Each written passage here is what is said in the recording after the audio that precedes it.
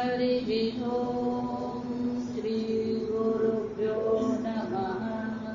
हरिः ओम्। ॐ श्रीगणेशाय नमः। ॐ श्रीसरस्वत्यै नमः। ॐ नमो भगवते वासुदेवाय। ॐ नमो गुरुभ्यः। विश्वं दर्पणदृश्यमाननगरी तुल्यं निजान्तर्गतं पश्यन्नात्मनिमायया बहिरिवोद्भूतं यथा निद्रया। यस्साक्षात् कुरुते प्रबोधसमये स्वात्मानमेवाद्वयम् तस्मै श्रीगुरुमूर्तये नमः। इदं श्रीदक्षिणामूर्तये।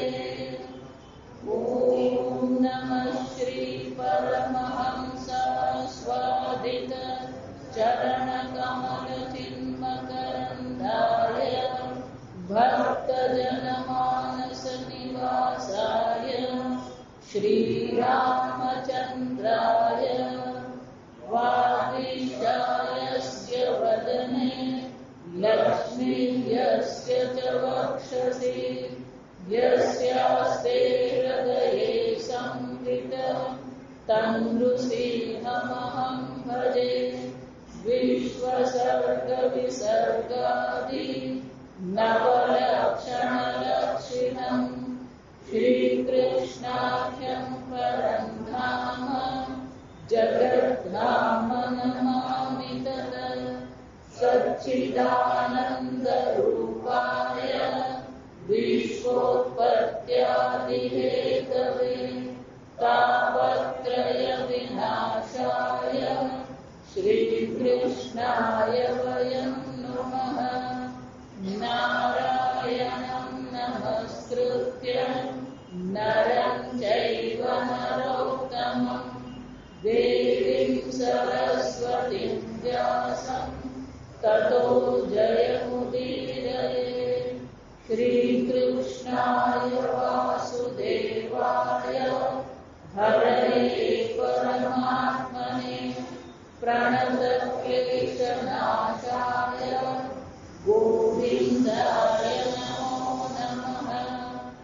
यं प्रव्रजन्तमनुपेतमपेतकृत्यं द्वैवायनो विरहकातरहाजुहाव पुत्रेति तन्मयतया तरवोऽभिनेदुः तं सर्वभूतहृदयं मुनिमानतोऽस्मि। वरआपीडन्नटवरवपुः कर्णयो कर्णिकारं बिभ्रद्वासकनककपिशं वैजयन्तीं च मालां रन्ध्रान्वेणुरधरसुधया पूरयन् गोपवृन्दैः वृन्दारण्यं स्वपदरमणं प्राविशद्गीतकीर्तिः। मनसो यत्तयो न स्युः कृष्णपादाम्बुजाश्रयाः वाचोभिर्नामिन्द्रियाणां कायस्तत्प्रभवनादिषु कर्मभिप्राम्यमाणानां यत्र क्वापीश्वरेच्छया मङ्गलाचरिते दानैः रतिर्न कृष्ण ईश्वरे। भवे भवे यथा भक्तिः पादयोस्तव जायते तथा कुरुस्व देवेश नाथस्त्वं नो यतः प्रभो। नाम संकीर्तनं यस्य सर्वपापप्रणाशनं प्रणामो दुःखशमनः तन्नमामि योनिं परम् जन्माद्यस्य यतोऽन्वयादिश्चार्थेष्वभिघ्नस्वराट् तेने ब्रह्महृदाय आदिकवये मुह्यन्ति यः सूरयः तेजो वारिमृगा यथा विनिमयो यत्र त्रिसर्गो मृषा धाम्ना स्वेन सदा निरस्तकुहकम् सत्यं परं धीमहि निगमकल्पतरोर्गलितं फलम् शुकमुखादमृतद्रवसंयुतम् ॐ हरिः ॐ श्रीगुरुभ्यो नमः हरिः ॐ ॐ श्रीगणेशाय नमः ॐ श्रीसरस्वत्यै नमः ॐ नमो भगवते वासुदेवाय ॐ नमो गुरुभ्यः विश्वं दर्पणदृश्यमाननगरी तुल्यं निजान्तर्गतम् पश्यन्नात्मनिमायया बहिरिवोद्भूतं यथा निद्रया यः साक्षात् कुरुते प्रबोधसमये स्वात्मानमेवाद्वयम् तस्मै श्रीगुरुमूर्तये नमः इदं श्रीदक्षिणामूर्तये ॐ नमः श्रीपरमहंसस्वादित चरणकमलचिन्मकरन्दाय भक्तजनमानसनिवासाय श्रीरामचन्द्राय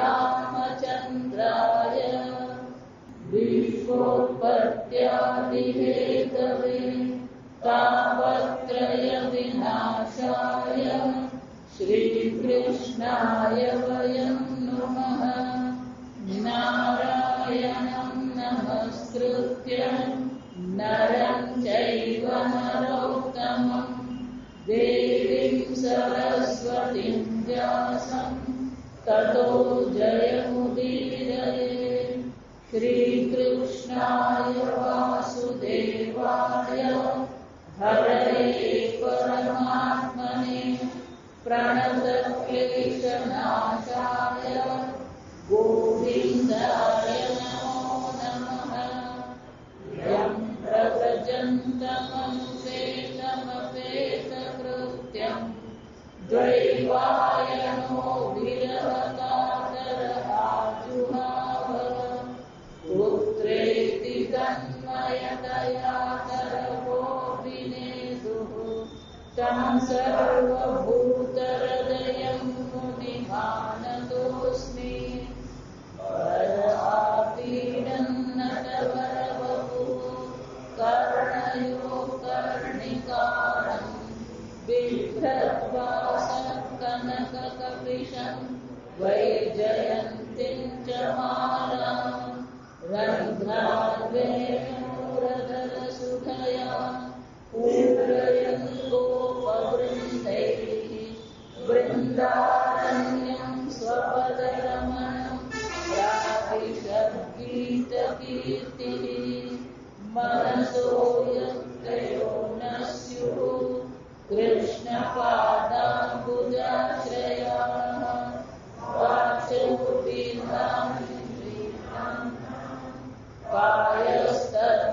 कायस्तत्प्रभवनादिषु कर्मभिप्राम्यमाणानां यत्र क्वापीश्वरेच्छया मङ्गलाचरिते दानैः रतिर्न कृष्ण ईश्वरे भवे भवे यथा भक्तिः पादयोस्तव जायते तथा कुरुस्व देवेश नाथ स्वं नो यतः प्रभो नाम संकीर्तनं यस्य सर्वपापप्रणाशनं प्रणामो दुःखशमनः तन्नमामि हरिं परम् जन्माद्यस्य यतोऽन्वयादिश्चार्थेष्वभिघ्नस्वराट् तेने ब्रह्महृदाय आदिकवये मुह्यन्ति यः सूरयः तेजो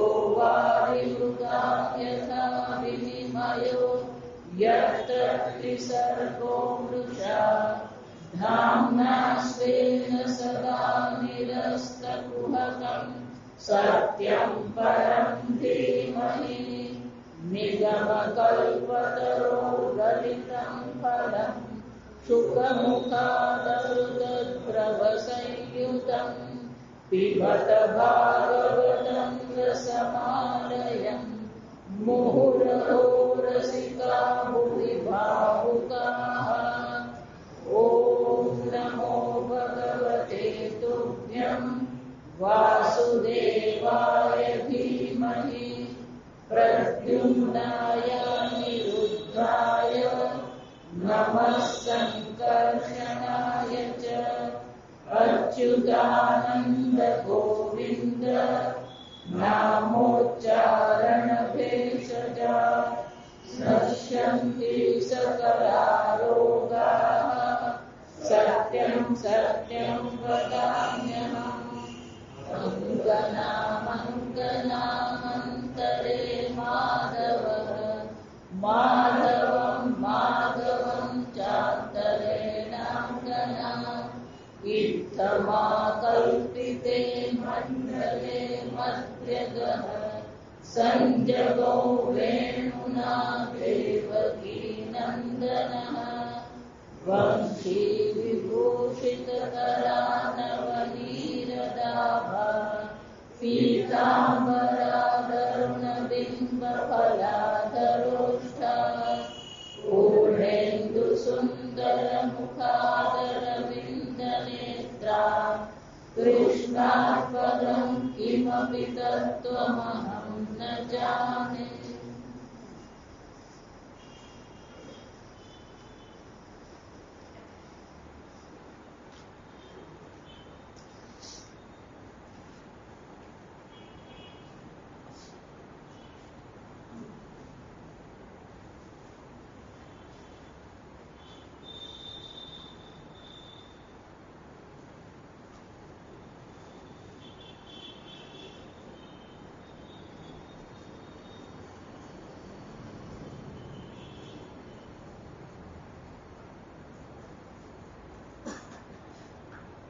ભગવાન સુખદેવજીને પરીક્ષિત પ્રશ્નો પૂછી રહ્યા. ગઈકાલે આપણે જોયું. હવે આ 16મો પ્રશ્ન આવે.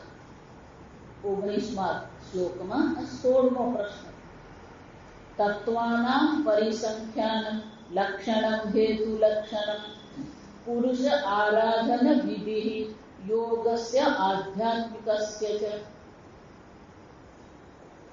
બહુ સુંદર પ્રશ્ન છે કે આ જગતના તત્વો કેટલા છે, એ તત્વો જે પણ છે એમનું સ્વરૂપ શું છે, એમનું લક્ષણ શું છે.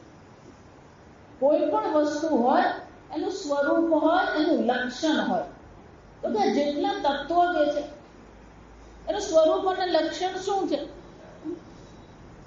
અને મને આ તત્વ જાણવામાં રુચિ લજ્જા નથી. શાસ્ત્રમાં જ્યારે પણ તત્વની ચર્ચા, સૃષ્ટિની ચર્ચા કે પંચમહાભૂતની ચર્ચા, આ સર્વ ચર્ચામાં આ સૃષ્ટિને આપણે સત્ય પુરવાર કરવા માંગતા નથી. ઉપનિષદમાં શંકરાચાર્ય સ્પષ્ટ કે છે સૃષ્ટિ ન તો સૃષ્ટિ અર્થે.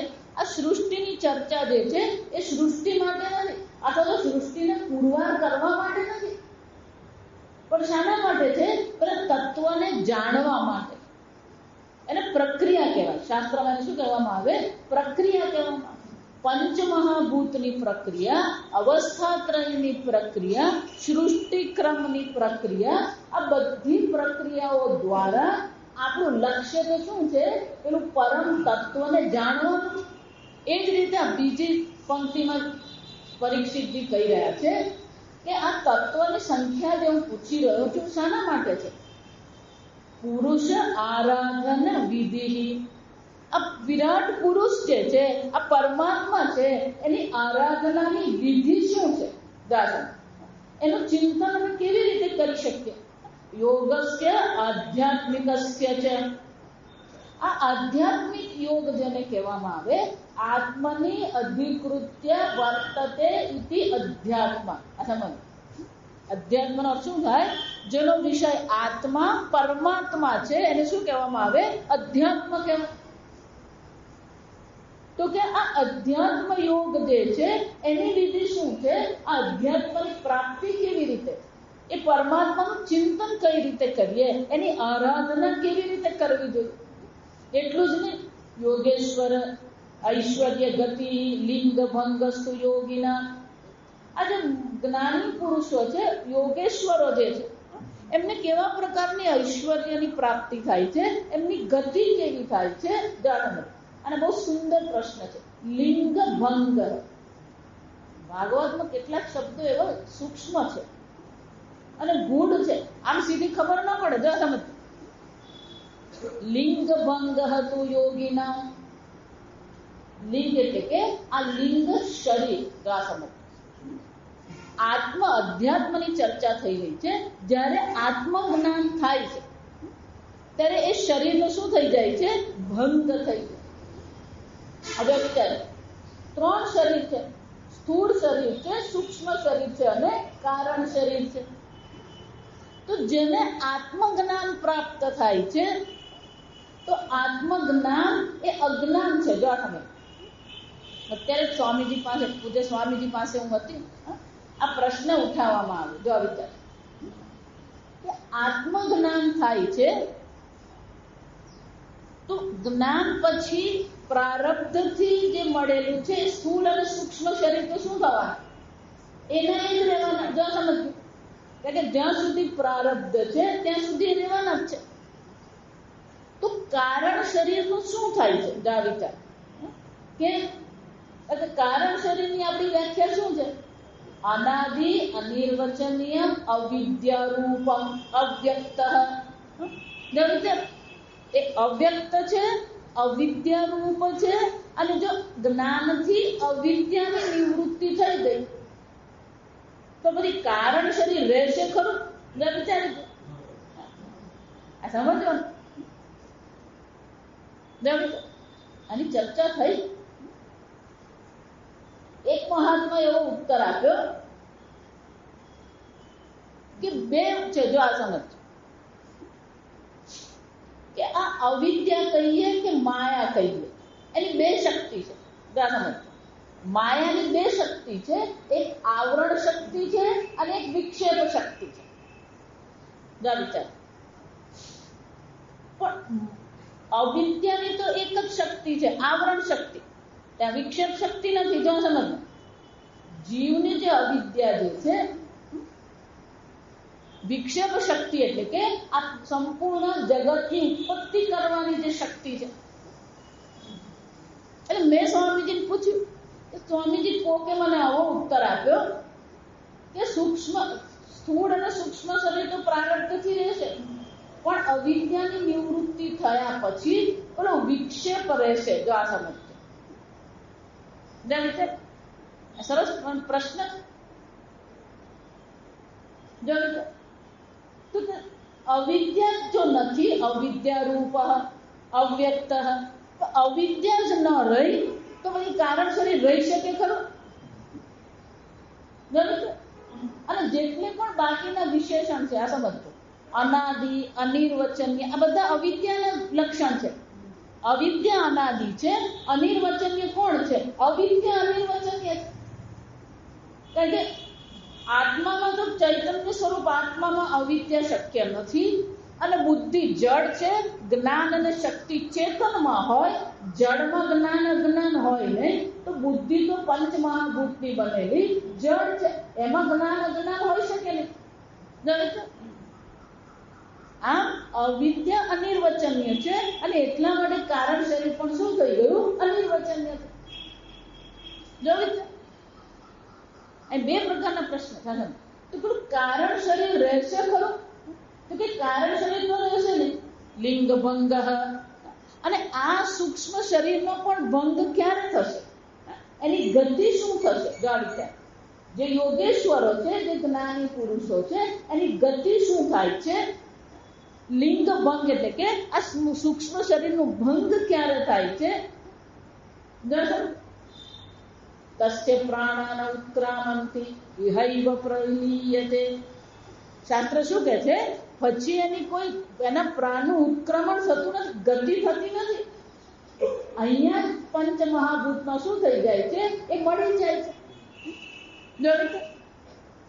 આમ આ જે યોગેશ્વરો છે, યોગીઓ જે છે, એની ગતિ શું છે? જ્ઞાન પછી શું ગતિ થાય છે? વેદ ઉપવેદ ધર્માણામ ઇતિહાસ પુરાણયો.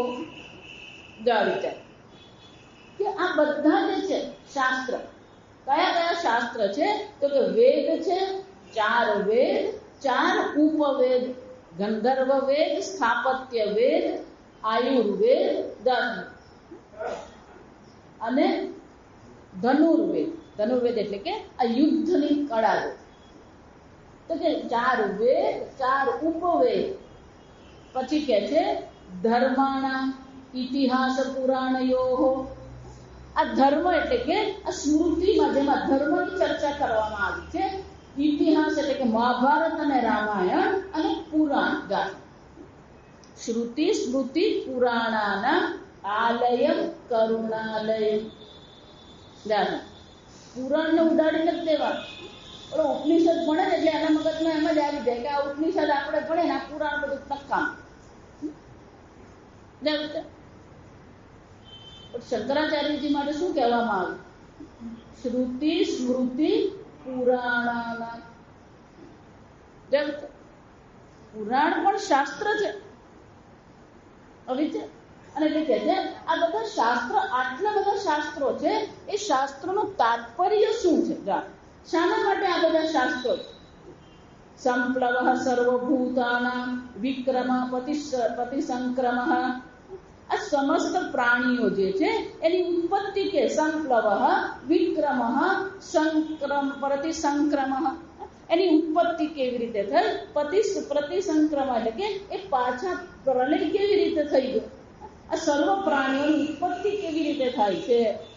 એટલું જ નહીં, આ મનુષ્ય છે, અને જો મનુષ્ય છે તો મનુષ્ય કર્મ પ્રધાન છે. જો આ સમય શંકરાચાર્યજી હંમેશા મનુષ્ય શબ્દ આવે ને એટલે એક બીજો સાથે શબ્દ મૂકી દે, કર્મ અધિકારી. મનુષ્ય કોણ છે? એક મનુષ્ય છે જ્યાં કર્મ છે. જો આ સમજ, અન્ય કોઈ સ્થાન પર કર્મને કોઈ સ્થાન જ નથી.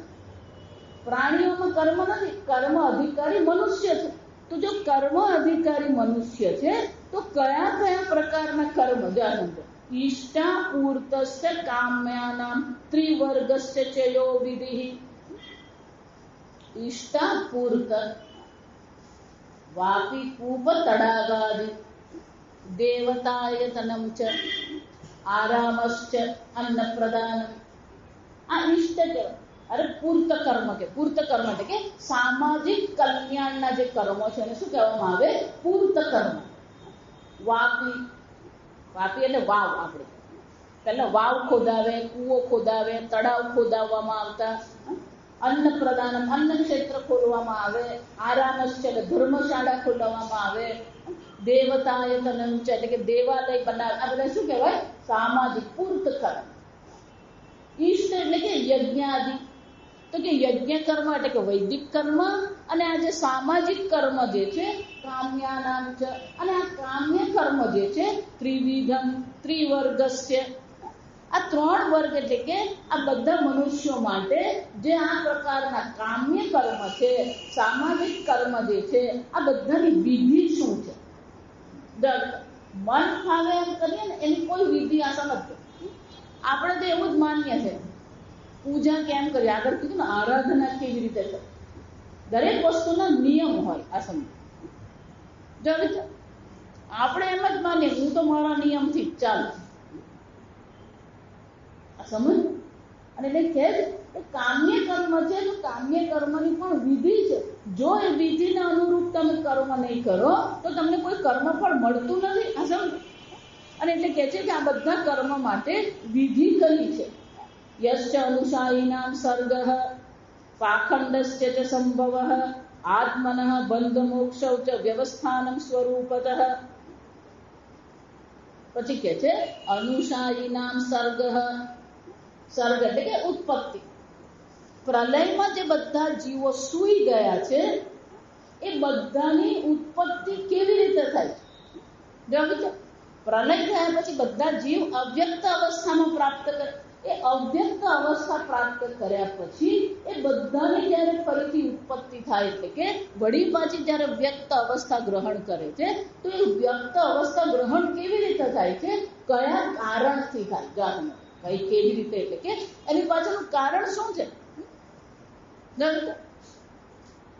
ફક્ત પ્રલય અને સર્ગ જ નહીં. આ સમજ. તમે સૂઈ ગયા એ તમારી અવ્યક્ત અવસ્થા છે. નિદ્રા શું છે? અવ્યક્ત અવસ્થા. નિદ્રામાંથી તમે જાગો છો. કોને કારણે જાગો છો? તમારા કર્મફળ તમને શું કરે છે? જગાડે. ઉઠ. તારા પ્રારબ્ધમાં શું છે? આ વાઘ બકરીની ચા છે.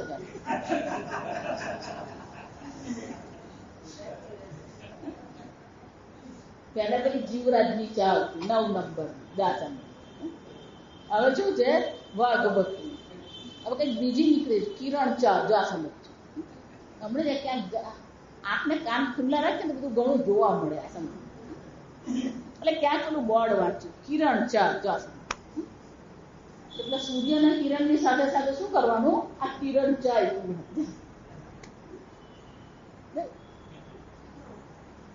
આમ કયા કારણથી પેલો જીવ પાછો જાગે છે, એની સૃષ્ટિ થાય છે, કોણ કરે છે, કેવી રીતે થાય છે?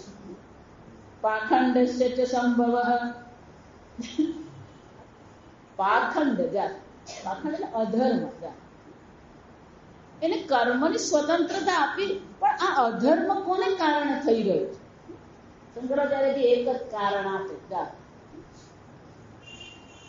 કામેન પ્રેરિત જંતુ પાપમ કરોતિ.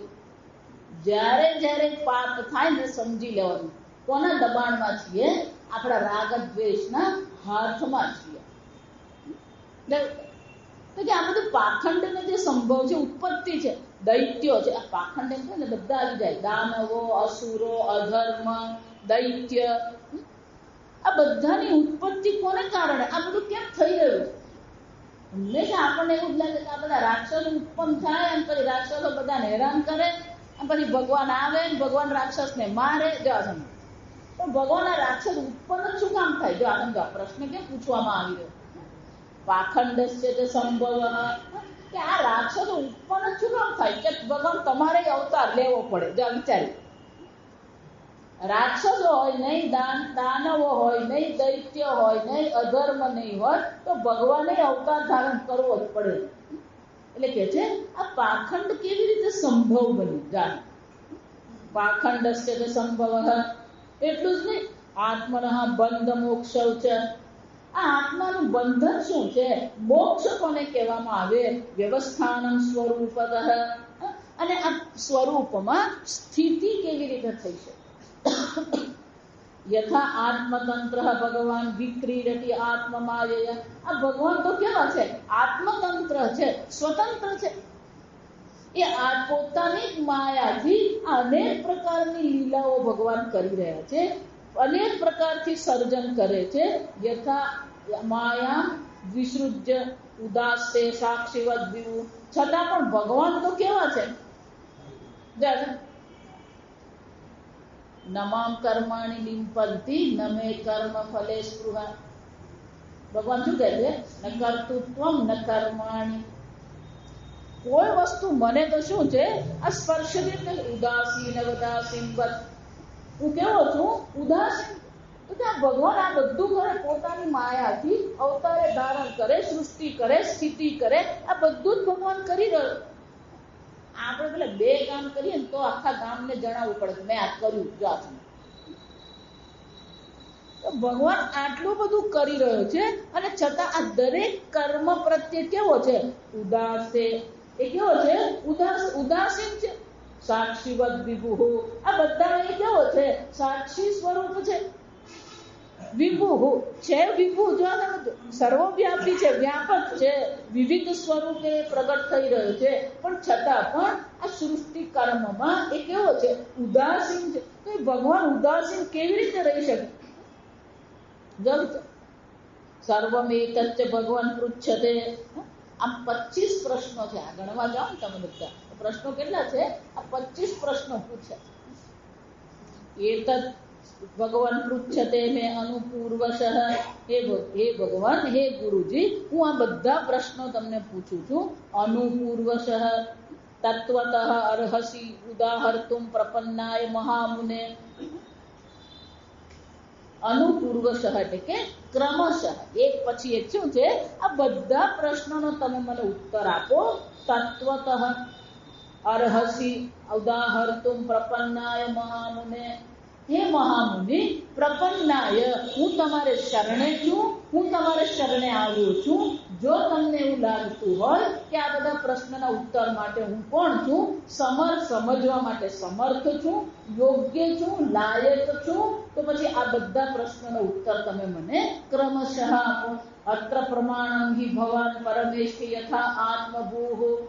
મારા માટે તો અત્યારે જો આ સમજો. અત્ર એટલે કે અહીંયા ગંગા કિનારે હું બેઠો છું. આ બધા અહીંયા ઋષિ મુનિઓ પોતાના બ્રહ્મચારી સાથે અહીં બેઠા છે. અત્યારે તો મને આ જાણવા માટે, આ પ્રશ્નના ઉત્તર માટે તમે એક જ પ્રમાણ લાગો છો. તમારા સિવાય બીજું કોઈ પ્રમાણ હું જોતો નથી. કેમ? પરમેશથી આપ શ્રેષ્ઠ છો. યથા આત્મભૂ, તમે તમારા સ્વરૂપમાં સ્થિત રહેનારો છો, આત્મજ્ઞાની છો. પરે ચ ઇહ અનુતિષ્ઠન્તિ પૂર્વેષાં પૂર્વજૈઃ કૃતં. પૂર્વજૈઃ, આને જ કહેવાય પરંપરા. અસમ પોતાના મનથી પોતાને મન ફાવે એવો ઉપદેશ કરવો યોગ્ય નથી. અને જે શું છે? પૂર્વેષાં પૂર્વજૈઃ કૃતં.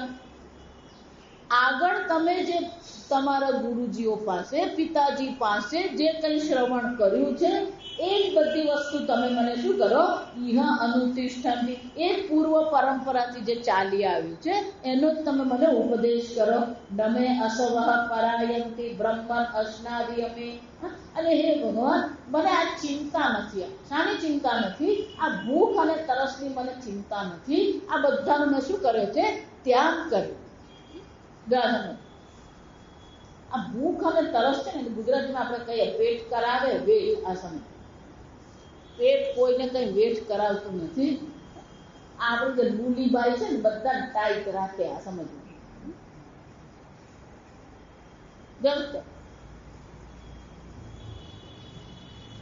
આ ખાવું છે, પેલું ખાવું છે, ને આ જોઈએ, પેલું. આ બધી ઇન્દ્રિયો શું કરતા રહીએ? ઇન્દ્રિય રામઃ નતુ આત્મા રામઃ.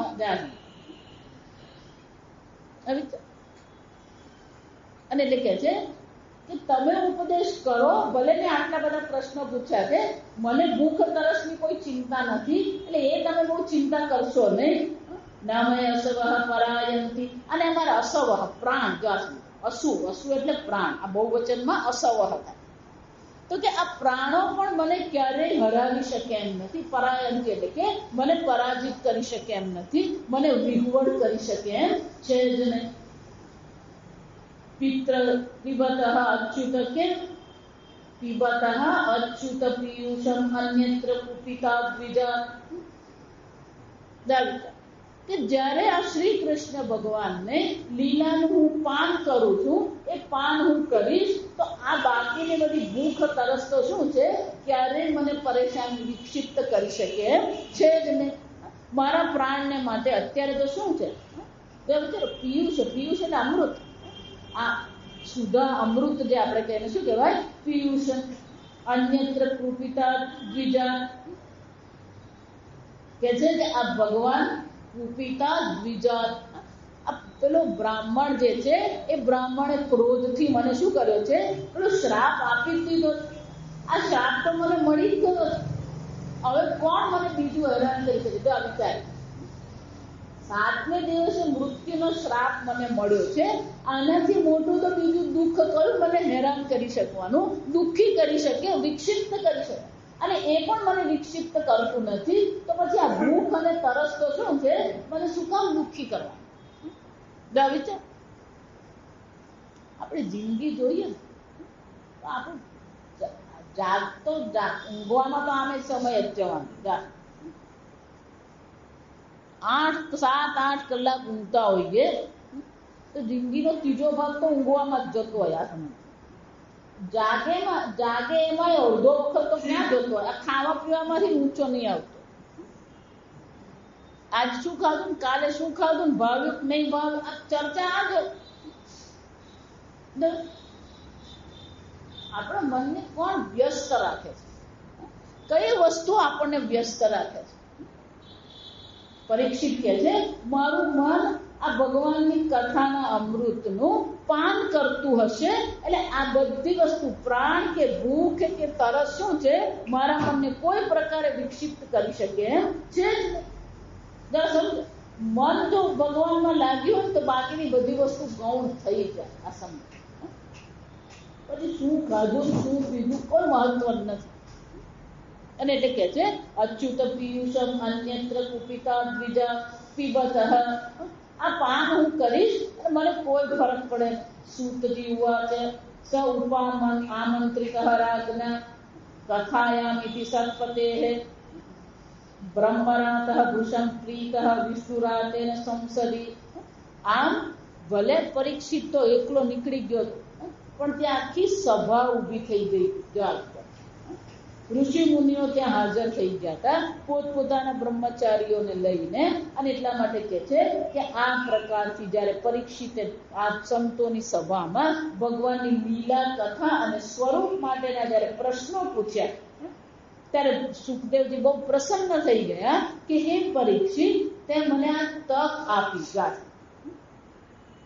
મારા મુખથી ભગવાનની લીલાની ચર્ચા કરવી, ભગવાનના સ્વરૂપની ચર્ચા કરવી, આ પ્રશ્ન દ્વારા તે મને આ તક આપી છે. હું ખૂબ પ્રસન્ન છું. પ્રાહ ભાગવતમ નામ પુરાણમ બ્રહ્મ સંમિતમ. અને એના એટલા માટે સુખદેવજીએ પરીક્ષિતને શું સંભળાવ્યું? આ ભાગવત નામના પુરાણનું શ્રવણ કરાવ્યું. અને ભાગવત કેવું છે? બ્રહ્મ સંમિતમ. બ્રહ્મ સંમિતમ એટલે કે એ વેદ સંમત છે. બ્રહ્મણે ભગવત પ્રોક્તમ બ્રહ્મકલ્પ ઉપાગતે. બ્રહ્મકલ્પમાં સ્વયં ભગવાને બ્રહ્માજીને આનો ઉપદેશ કર્યો હતો. યદ્યત પરીક્ષિત વૃષભ પાંડુનામ અનુપૃચ્છતિ આનુપૂર્યેન તત્સર્વમ આખ્યાતમ ઉપચક્રમે.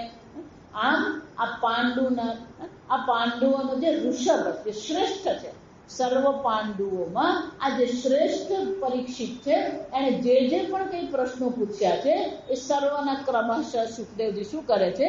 ઉત્તર આપે છે. આમ આ 8મો અધ્યાય થયો. હવે શરૂ થાય છે આ 9મો અધ્યાય. સુખદેવજી ઉત્તર આપે છે. આત્મમાયા મૃતે રાજન પરસ્ય અનુભાવાત્મન ન ઘટેત અર્થ સંબંધ સ્વપ્ન દ્રષ્ટ ઈવાંજસા. પહેલો શ્લોક મજામાં છે. આપણે જેને સંબંધ કરીને બેઠા છે ને, જો આ વિચાર, આની સાથે હું જોડાયો ને આની સાથે હું જોડાયો, જો આ સમજ. એટલે કે છે આ બધી વસ્તુ કેવી છે? સ્વપ્ન દ્રષ્ટુ ઈવ સંબંધ ન ઘટેત. આપણા બધા છેડા છે ને 25 જગ્યાએ જોડાયેલા. પછી એક છેડો આપણે ભગવાન સાથે જોડીએ, પેલા બીજા છેડા એટલા ખેંચાય ને તો પેલો ભગવાનનો છેડો પાછો છૂટી જાય.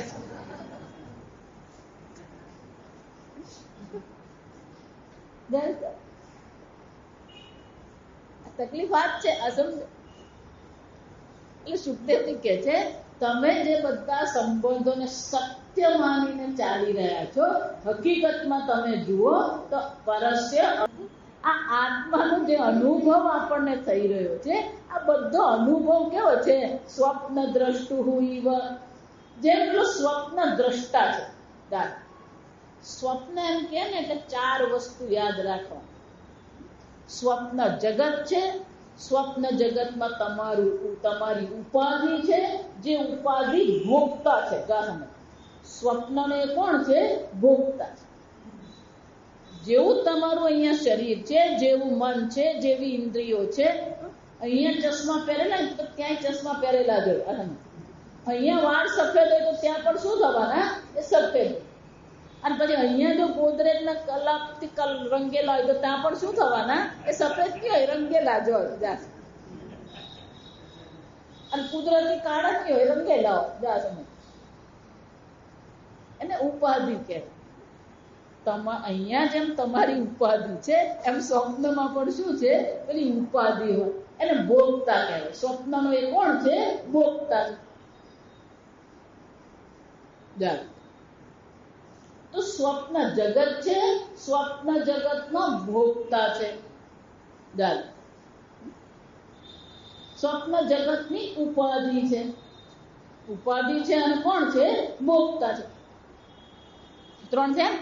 સ્વપ્ન જગતની ઉપાધિ અને ઉપાધિમાં રહેલો ભોગતા. પણ આ 3 નો પેલો દ્રષ્ટા છે. તમે ખરેખર કોણ છો?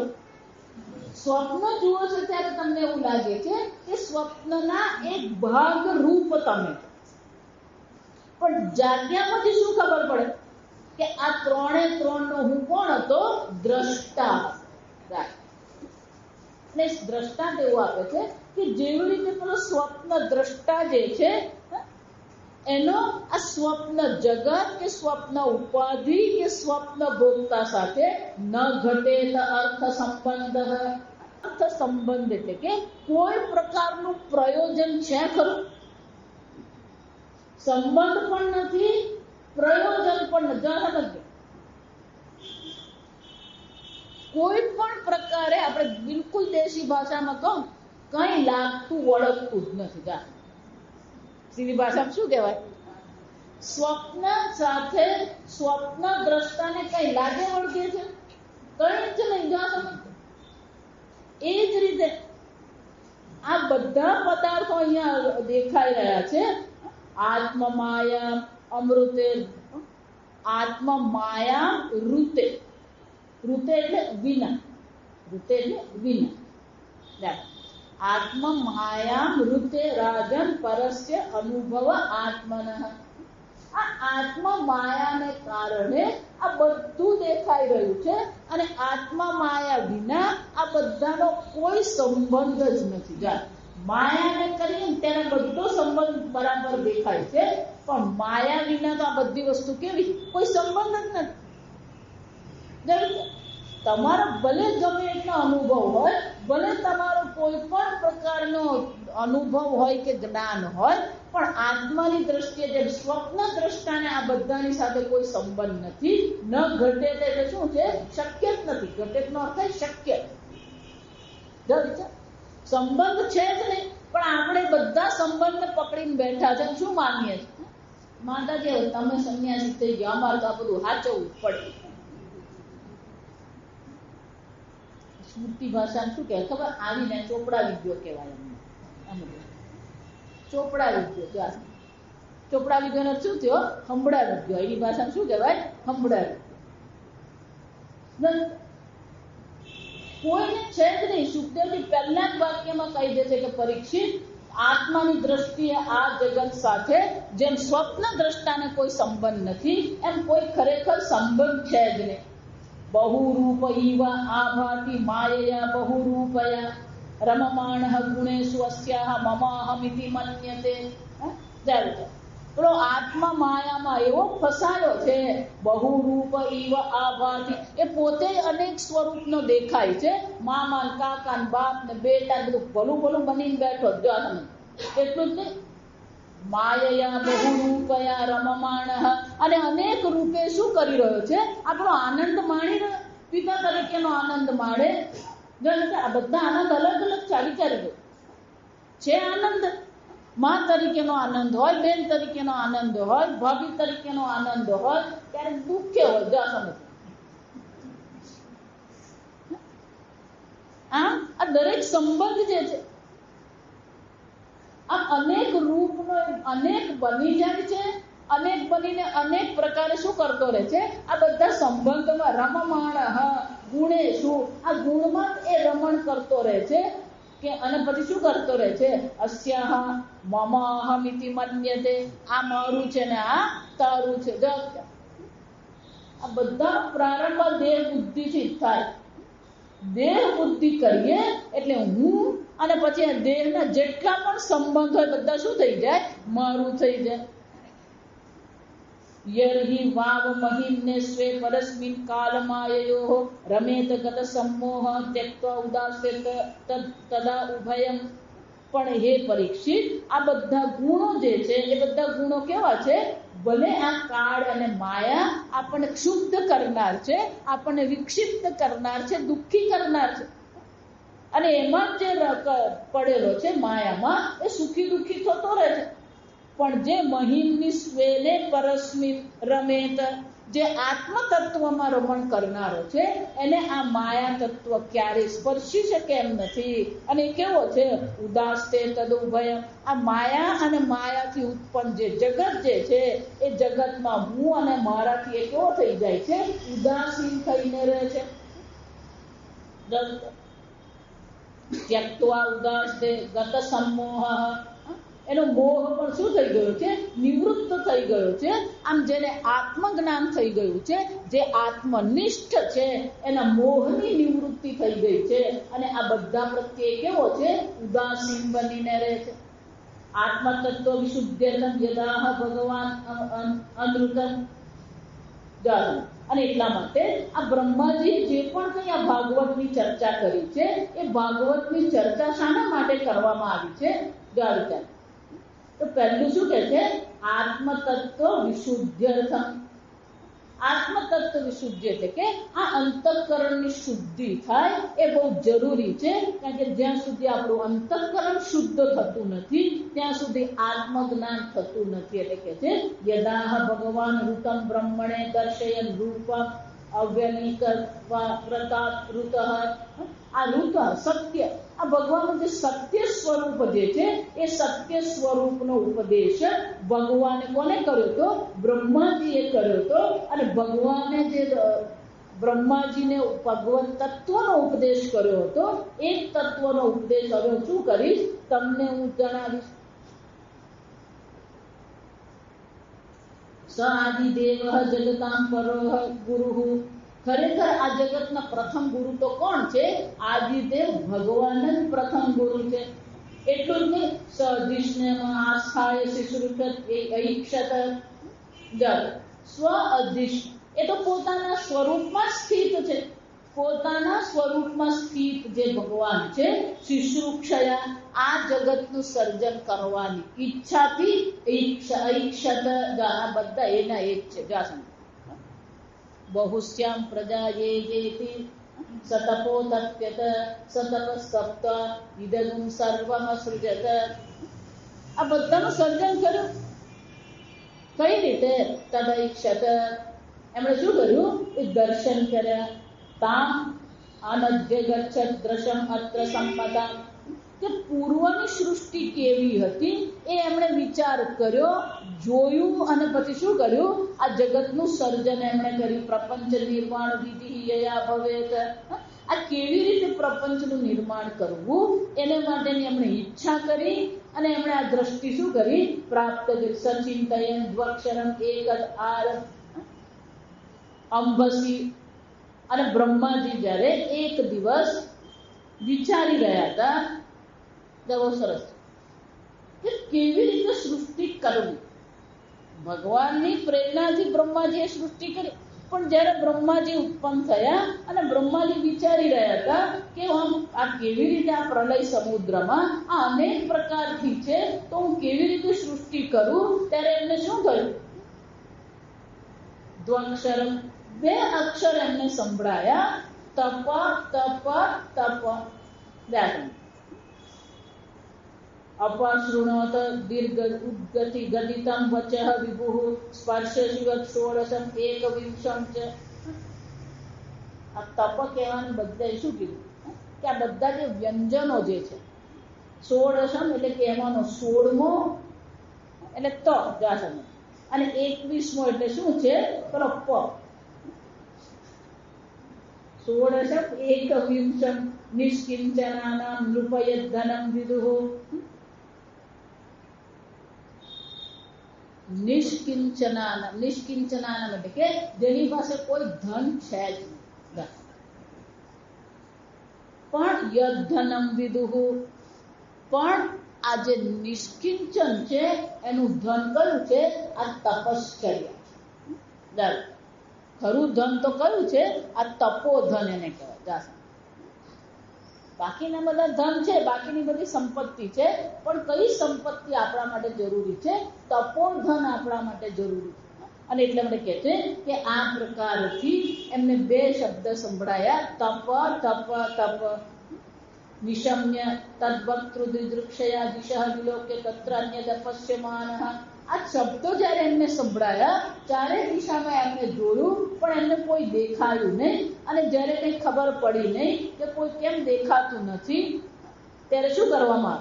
સ્વધિષ્ણમાસ્થાય વિમૃશ્ય તદ્ગીતમ તપસી ઉપાદિષ્ટમ ઇવ અધેમનઃ. અને એટલા માટે એમણે પોતાના સ્વરૂપમાં પાછા એ જતા રહ્યા અને પોતાના સ્વરૂપમાં સ્થિત થઈને એમણે તપશ્ચર્યા કરી. બહાર કંઈ પણ પ્રતિકૂળતા આવે ને તો બહાર દ્રષ્ટિ કરવાને બદલે શું કરવાનું? પોતાની જાત સાથે બેસી જાય.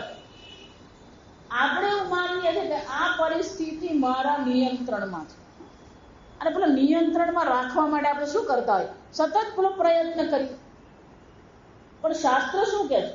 જ્યાં પ્રતિકૂળતા આવે ને તો શું કરી દેવા? બનતા પ્રયત્ન કરવાના. જો જેમ બ્રહ્માજીએ ચારે બાજુ જોયું, પ્રયત્ન કર્યો, કંઈક ન સમજાયું, કોઈ વસ્તુ નિયંત્રણમાં એવું લાગ્યું ને શું કર્યું? પોતાની બુદ્ધિમાં પ્રવેશ કરી લીધો, પોતાના સ્વરૂપમાં પ્રવેશ કર્યો. હું એટલે કહું, આપણને એવું લાગે કે આ બધાનો ઉકેલ મારી પાસે છે ને, હું મારા જેવો ધીર વીર કોણ, હું તો બધાનો ઉપાય કરી દઉં. કોઈનો કઈ ઉપાય કરવાની જરૂર નથી. ઘણી વાર એવું થાય કે આપણે ઉપાય કરવા જઈએ તો કંઈક બધું જ નીકળે. જો આ ડોક્ટરો એવું જ કરતા હોય, વકીલો, ડોક્ટરો ને એન્જિનિયર આ બધા સરખા. એક બેને ઘર બનાવ્યું, આ હકીકત. પેલા કોન્ટ્રાક્ટરને રાખ્યો અને પછી એમને ઘર બાંધ્યું. ઘર બાંધ્યું પછી પેલું ચોમાસું આવ્યું ને પહેલું, એટલે ઘરની પેલી પાછલી દિવાલમાં પેલું પાણી ગળવા માંડ્યું. અને આ બેન બિચારા, એટલે તેમ તું કોને કહું, એટલે એને પેલા આર્કિટેક્ટને ફોન કરીને કીધું, ભાઈ આ જો ને તું આ બધું ગળે છે. પેલો આવું છે એમ કહેવાને બદલે કે બા મારું ઘરે ગળે છે.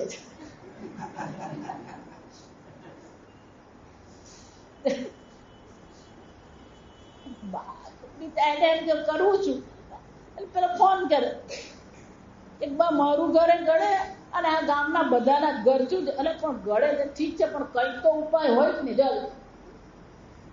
ને. વકીલ કહીએ કે ડોક્ટર કહીએ, બધે હરખું જ છે. આ બધા આપણા પર શું કરતા? પેલા પ્રયોગ જ કરતા હોય. આ દવા લઈ જુઓ. લઈ જુઓનો અર્થ શું થયો? હું કોઈ ખાતરી આપતો નથી.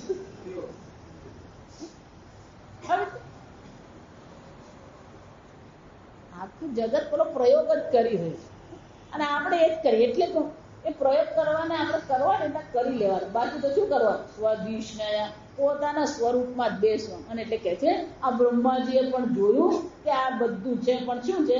કોઈ કઈ દેખાતું નથી. અને એટલા માટે શું છે?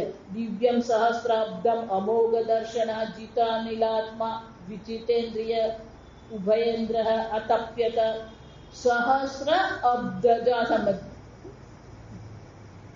1000 વર્ષ સુધી અમે શું કરી? તપશ્ચર્યા. આ પુરાણમાં જુઓ તો પેલું 1000 થી તો ઓછું કઈ આવે જ નહીં. આપણે એક પેલી 3 કલાકની સત્યનારાયણની કથા કરીએ ને તોય માથું દુખી જતું. અને બ્રહ્મા શરૂઆત ક્યાંથી થઈ? સૌનકજીએ 100 વર્ષનો યજ્ઞ કરવાનો સંકલ્પ કર્યો. 100 વર્ષનો યજ્ઞ, 1000 વર્ષની તપશ્ચર્યા, અને શું કહેવાય? દીર્ઘકાલ પર્યંત. 1000 એટલે પછી 1000 ગણવાનું નહીં. કોઈ પણ સાધના કરીએ, જપ તપ કરીએ, શું કરવું પડે? દીર્ઘકાળ પર્યંત. આપણે 2 માળા નહીં કરીએ ને પેલું આંખ ખોલીને જોઈએ ભગવાન આવ્યા કે નહીં આવ્યા.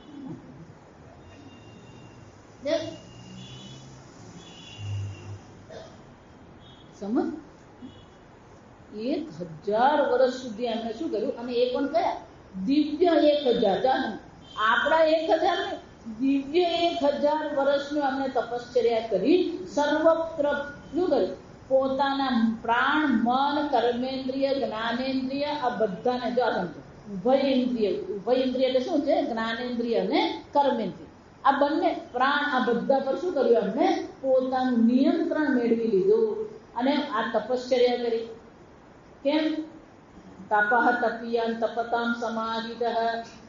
કે આ તપશ્ચર્યા એક અમોઘ શાસ્ત્ર છે, અમોઘ શસ્ત્ર છે, જેના દ્વારા આપણને ઉપાય મળી શકે. એમને પણ પ્રશ્ન હતો, આ સૃષ્ટિ કેમ કરવી? કોઈ દેખાતું નથી.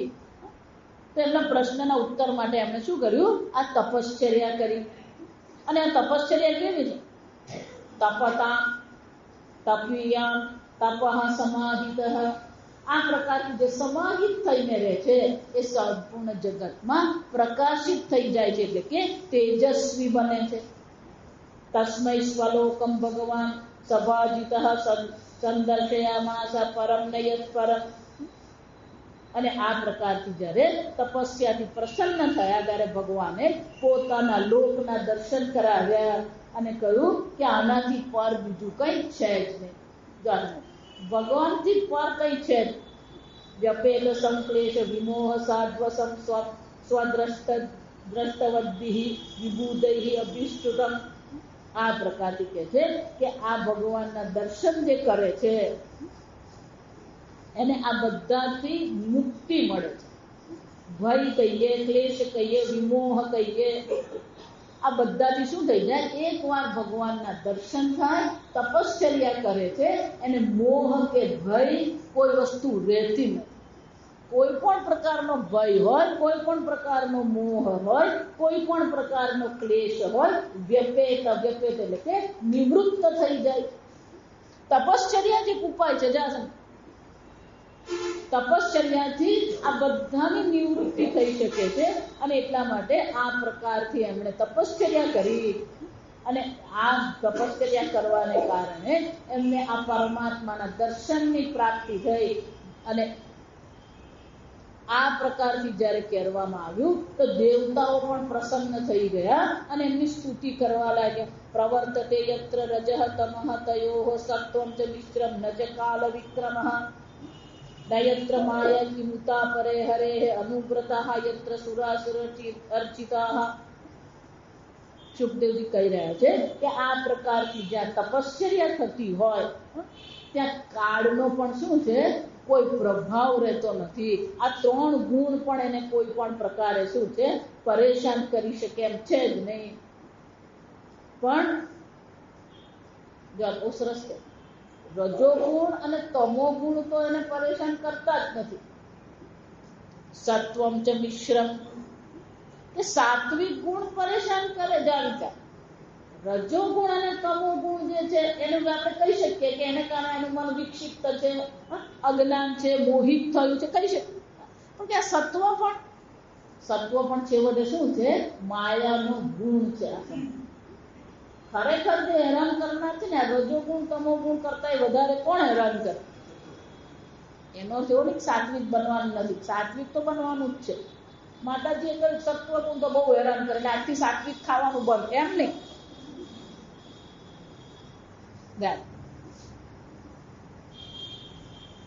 સત્વ સારો જ છે પણ છેવટે એ પણ શું છે?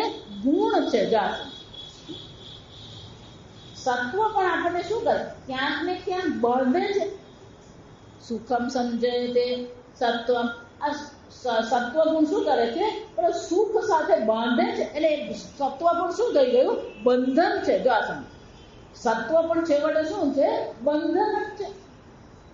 અને એટલે કહે છે કે જે આ પ્રકારથી તપશ્ચર્યા કરનાર છે, જેને પરમાત્માના દર્શન થાય છે, એને તો પછી શું છે, આ માયા પણ એને કોઈ પ્રકારે હેરાન નહીં કરે.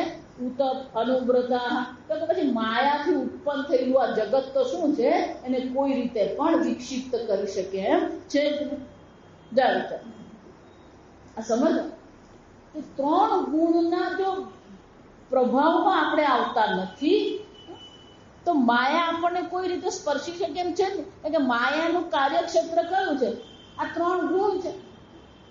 આ ત્રણ ગુણથી જે પર થઈ ગયો છે એને પછી માયા હેરાન નહીં કરે. અને જો માયા નહીં કરે તો માયા કાર્ય જગત પણ શું છે, કંઈ જ કરી શકે. કેમ તો અપરે, જો માયા જેને સ્પર્શી શકે એમ નથી. અપરે અનુવ્રતા હરે હે, જે ભગવાનનું અનુસરણ કરનારા છે, ભગવાનનું ચિંતન કરનારા છે, એમને તો શું છે, કોઈ પણ પ્રકારે આ માયા સ્પર્શી શકે એમ છે જ નહીં. આમ જે તપશ્ચર્યા કરનાર છે એને માટે આ માયા કોઈ પ્રકારે દોષ કરી શકે એમ છે જ નહીં. તો એટલા માટે આ બધી આગળ કથાઓ જયારે આવશે તો પેલે તપશ્ચર્યા કરતા હતા અને તપશ્ચર્યાનો ભંગ થયો. પણ ભંગ ક્યારે થયો, કોઈક પ્રકારે એનું મન શું છે, ક્યાંક ને ક્યાંક અટવાયું. રાજા ભરત તપશ્ચર્યા કરવા બેઠા, બાળ હરણમાં એનું મન શું થયું, જ્યાં સુધી બાળ હરણમાં એનું મન લાગ્યું નતું ત્યાં સુધી માયા કઈ કરી શકતી નથી. આમ જગતની કોઈક વસ્તુમાં જો તમારું મન અટકી પડ્યું તો પછી માયા કામ કરી જાય. માયા રાત જોઈને બેઠી હોય. સમજ કે ભગવાનમાંથી તમારું મન જગતના કોઈ એક વિષયમાં જાય કે પેલી રાહ જોઈને જ બેઠી હોય. એટલા માટે વિવેકની સાથે સાથે સાવધાનતાની જરૂર છે. આપણું મન સાવધાન રહે તો જ પછી આ જગત ચિંતન નહીં થાય. નહીં તો શું થવાનું, ક્યાંક ને ક્યાંક જગત આપણા હૃદયમાં આવી જ જાય. અને જગત હૃદયમાં આવ્યું એટલે પછી માયા શું કરવાની, એ પોતાનું કામ કરી જ જવાનું. અને એટલે કહે છે કે જે ત્રણ ગુણોમાં મોહિત થતો નથી, માયા એને કંઈ કરી શકે એમ નથી. અને જો માયા કરી શકે એમ નથી તો માયાને જે કિમુતર એટલે કે તો માયાના કાર્યો તો શું છે, કોઈ પ્રકારે એને વિક્ષિપ્ત કરી શકે એમ છે જ નહીં. શ્યામ અવદાતા શતપત્રલોચના પિષંડવસ્ત્રાઃ સુરુચઃ સુકેશઃ સર્વે ચતુર્બાહવ ઉન્મેષ મણિઃ પ્રવેકનિષ્ઠા વર્ણ આભરણ સુવર્ચસઃ. આમ આ ભગવાનના સ્વરૂપનું વર્ણન કરે કે ચતુર્ભુજ જે વિષ્ણુ ભગવાન જે છે, આ વિષ્ણુ ભગવાનના રૂપમાં સમજ આ કેમ કે છે, માયાના કોઈ પણ કાર્યમાં જો મન ગયું તો માયા શું કરી દેવાનું, કામ કરી દઉં. અને માયા જે કામ કરે છે ક્યાં કરે છે, ગુણમાં, નામ અને રૂપમાં. પણ જગતના નામ રૂપ અને ગુણમાં મનને લગાવવા કરતા ભગવાનના નામ રૂપ અને ગુણમાં જો તમારું મન લગાવી દીધું તો પેલો માયા શું કરી શકે, સ્પર્શી શકે નહીં. સમજ, પેલું ગુણાતીત પરમાત્મા તત્વ તો છે, પણ ગુણાતીત પરમાત્મા તત્વને પહોંચવા માટે પહેલા શાની જરૂર પડે, આ ભગવાનના નામ રૂપ અને ગુણનું ચિંતન કરવું.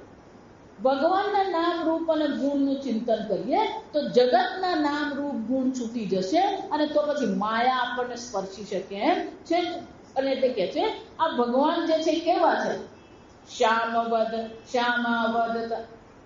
શતપત્ર લોચના. એમનું શરીર કેવું છે, શ્યામ વર્ણ ભગવાનનો છે. આ તપા એટલે કે ઉજ્જવલ છે ભગવાન, પ્રકાશમાન એમનું શરીર છે. અને કમળના લોચન સમાન તો એમનું શરીર છે વિસંગ વસ્ત્ર પીતાંબરધારી છે, સુરુચઃ સુપેશઃ, એમને એક એક અંગ જે છે બહુ સુંદર એમના અંગ છે, સુંદર નેત્રો છે, સર્વે ચતુર્બાહવઃ ઉન્મિષન્મણિ, એમના 4 હાથો છે અને દરેક અંગ હાથોમાં એમની પાસે શું છે? શંખ, ચક્ર, ગદા અને પદ્મ ધારણ કર્યા છે. પણ એ ભગવાન ભલે આ દેખાઈ રહ્યા છે પણ એમનું સૌંદર્ય કેવું છે? પ્રવેક નિષ્કાભરણ સુવર્ચસઃ. આ આભરણ જે છે, આભરણ એટલે અલંકાર, આભૂષણો. આપણે ખરેખર આભૂષણોથી એમનું શરીર સુંદર દેખાતું નથી, એમના શરીરના સૌંદર્યને કારણે પેલા આભૂષણોની સુંદરતા છે. જાણો કે ભગવાનનું શરીર જો આટલું સુંદર છે તો પછી એમને આભૂષણની જરૂર છે ખરી? એમનો કોમળ હાથ છે, કોમળ અંગ છે, એમના પગ પણ કોમળ છે, તો પછી આ બધા મુકુટ છે, કંગન છે, આ બધાની જરૂર પડે ખરી ભગવાનને? એ તો ભગવાનને જરૂર નથી. જા સમજજો, બહુ સરસ ચર્ચા. પણ કે આ એક એક આભૂષણ એટલા માટે પહેરાવવામાં આવે છે કે પેલું કંગન એમ કહીએ તો પેલો હાથથી પેલો એમનો હાથ આંગળા જે છે શું થઈ જાય? એમની અંગુલીઓ અલગ પડી જાય. તો પેલું અલગ પડે તો આપણે જરા બરાબર દેખાય. આમ આભૂષણો શા માટે ભગવાનને પહેરાવ્યા છે? કે જેથી ભગવાનના એક એક અંગ અલગ અલગ આપણે સ્પષ્ટપણે દર્શન કરી શકીએ, એની સુંદરતા આપણે જોઈ શકીએ. આમ કોઈ વસ્તુ ભગવાનના શણગાર માટે નથી, બધા. અને ભગવાન કેવા છે? સુવર્ચસઃ, સ્વયં તેજસ્વી છે, પ્રવાલ વૈદુર્ય મૃણાલ વર્ચસઃ. અને એમણે શું કર્યું છે? મણિયુક્ત સુવર્ણના આભૂષણો ધારણ કર્યા છે. એટલું જ નહીં, વૈદુર્ય મણિ, વૈદુર્ય એટલે કૌસ્તુભ મણી, આપણે જેને કૌસ્તુભ, એમના વક્ષ પર શું છે? એમણે પેલો કૌસ્તુભ મણી ધારણ કર્યો છે. સુંદર મજાની વનમાળા એમણે ધારણ કરી છે. મસ્તક પર મુકટ છે, કંઠમાં માળા છે, કાનોમાં કુંડળ છે. પરિસ્ફુરિત કુંડલ મૌલિ માલિનઃ. આમ મુગટ છે, માલા છે, આ બધા ભગવાને શું છે? સુંદર રૂપ ધારણ કર્યું છે. આવા જે સુંદર ભગવાન છે એના જો આપણે દર્શન કરતા રહીએ તો પછી આ ભગવાન જગતના જે નામ રૂપ વગેરે જે છે એ આપણને શું છે? ક્યારે વિચલિત કરે. ભગવાનનું નામ હોય તો જગતનું નામ છૂટે.